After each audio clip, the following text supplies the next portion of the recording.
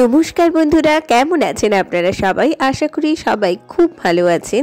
আজকের ভিডিওতে আমি শিলিগুড়ির খুব কাছে খোঁজ দেব একটি রেস্টুরেন্টের এবং সঙ্গে পিকনিক স্পট। এছাড়া আপনি যদি ডুয়ার্স ঘুরতে আসেন সেই ক্ষেত্রেও চলে যেতে পারেন এই জায়গায়। তাই সঙ্গে থাকার আবেদন নিয়ে শুরু করছি আজকের ভিডিও।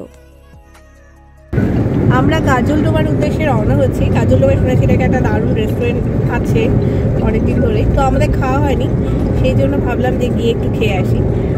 চলুন, আজকে সানডে, বেশ মজা হবে। আপনারা মোটামুটি সবাই জানেন কাজলডোবা জলপাইগুড়ি জেলার একটি ছোট্ট জনপদ। এখানে রয়েছে বিশাল আকৃতির তিস্তা এবং তার উপরে তৈরি করা রয়েছে একটি ব্যারেজ, যেখান থেকে আপনি শ্বেত শুভ্র কাঞ্চনজঙ্ঘা দেখতে পাবেন। দেখুন, স্ক্রিনে দেখা যাচ্ছে। এছাড়াও তৈরি করা রয়েছে অস্ট্রেলিয়ার সিডনির হারবার ব্রিজের আদলে তৈরি একটি ব্রিজ এবং তার সঙ্গে প্রচুর রেস্টুরেন্ট, খাওয়া দাওয়া, নৌকা ভ্রমণ, আরও অনেক কিছু।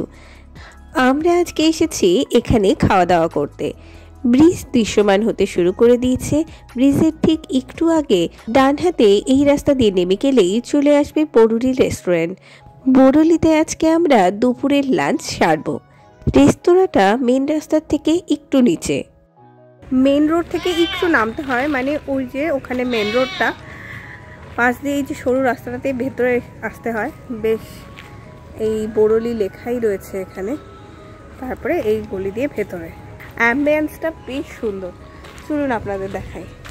ভেতরে ঢুকেই আজিজ দেখে ফেলেছে তার বন্ধুদের, সঙ্গে সঙ্গে খাওয়ানোর প্রসেস শুরু।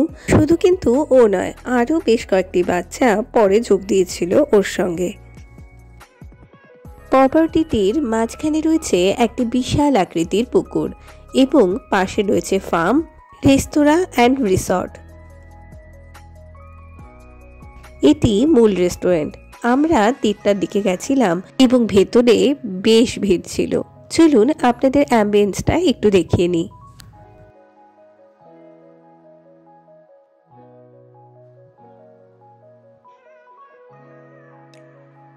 প্রথমে বরুলিতে এই একটি ঘরই ছিল রেস্টুরেন্ট হিসেবে। বর্তমানে ভিড় বাড়ার জন্য এই জায়গাটা এক্সটেনশন করা হয়েছে এবং বাইরেও কেউ কেউ খাচ্ছিলেন। এই রেস্টুরেন্টটার নাম বরুলি জন্য ভাববেন না, কিন্তু এখানে শুধু বরুলি মাছ পাওয়া যায়। তা বাদ দিয়েও বিভিন্ন রকমের আইটেম রয়েছে এখানে, এবং সেগুলো যে প্রচণ্ড কস্টলি এরকমও নয়। চলুন আপনাদের মেনু কার্ডটা দেখিয়ে দিই। চাইলে পজ করে গোটা মেনু কার্ড দেখে নিতে পারেন।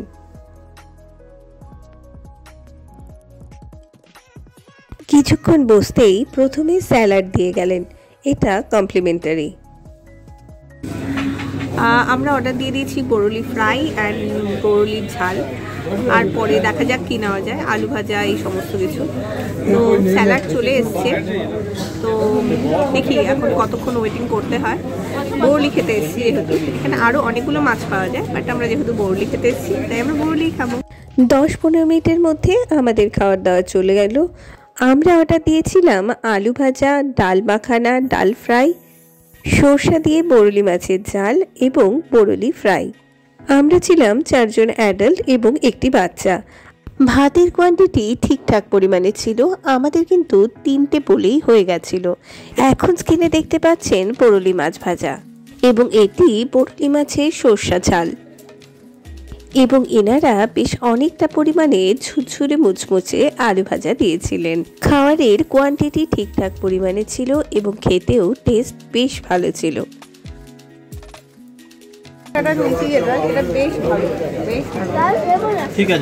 খাওয়া দাওয়া শেষে হাত মুখ ধুয়ে রওনা হলাম প্রপার্টি দেখার জন্য। চলুন পিকনিক স্পটটা আপনাদের দেখিয়ে নিয়ে আসি।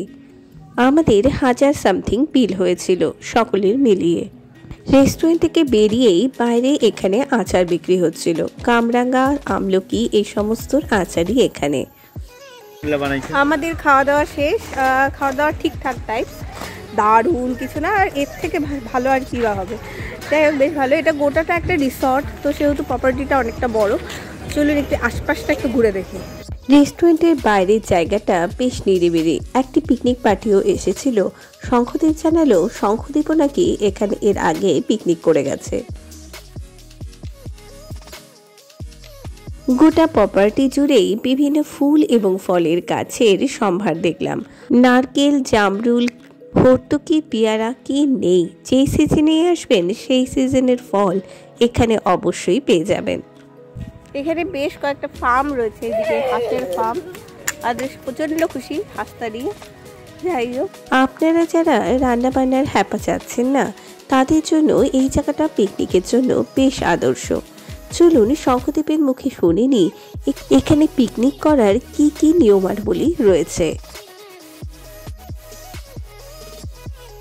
এখানে একটা দেখলাম পিকনিক পার্টি অ্যারেঞ্জ হয়েছে, তো শঙ্খদেবও এসেছিল এর আগে পিকনিক করতে, তাই না? কি ব্যাপারটা বলো।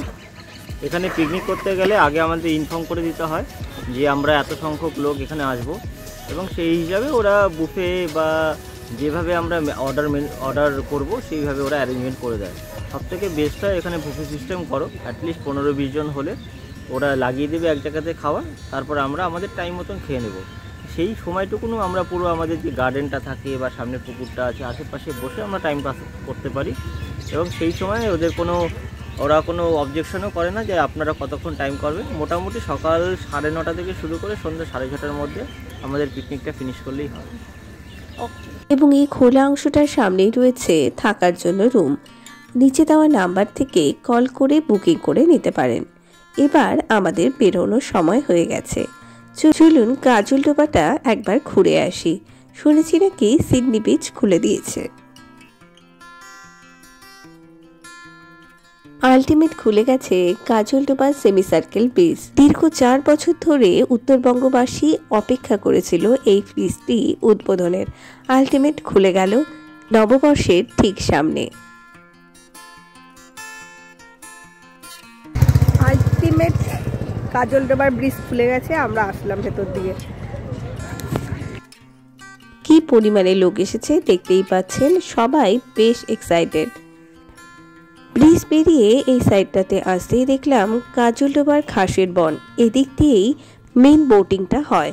আসলে অবশ্যই এই বোটিংটা করবেন, দারুণ লাগবে, কথা দিচ্ছি। কাজলডোবা নিয়ে আমার একটি ফুল ব্লগ রয়েছে, ডেসক্রিপশন বক্সে আমি লিংক দিয়ে দেবো, অবশ্যই দেখে নেবেন। ওকে, আজকের মতো ভিডিও এখানেই শেষ করছি। কেমন লাগলো আপনাদের অবশ্যই কমেন্ট সেকশনে জানাবেন, এবং ভালো লাগলে লাইক, কমেন্ট এবং শেয়ার করবেন। আর প্লিজ চ্যানেলটাকে সাবস্ক্রাইব করতে ভুলবেন না। ওকে, বাই, দেখা হবে নেক্সট ভিডিওতে। ভালো থাকবেন, সুস্থ থাকবেন।